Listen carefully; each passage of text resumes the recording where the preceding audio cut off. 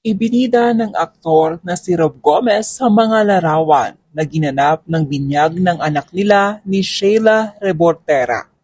Sa social media, makikitang magkasama si Sheila at Rob matapos maging usap-usapan si Rob dahil sa mga screenshot ng convo nila ni Herlene Budol na kung saan ay si Sheila din ang nagbahagi nito sa mismong account ni Rob Gomez.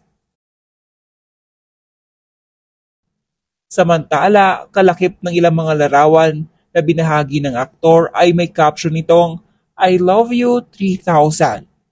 Thank you God for this day. Hindi naman malinaw kung nagkaayos na ang dalawa matapos ang naging controversial nilang issue. Hindi ito ang unang beses na naging kontrobersyal ang pangalan ni Rob Gomez dahil ilang buwan pa lang ang nakakalipas nang umalma si Sheila nang sabihin ng aktor sa interview nito kay Boy Abunda na siya ay single.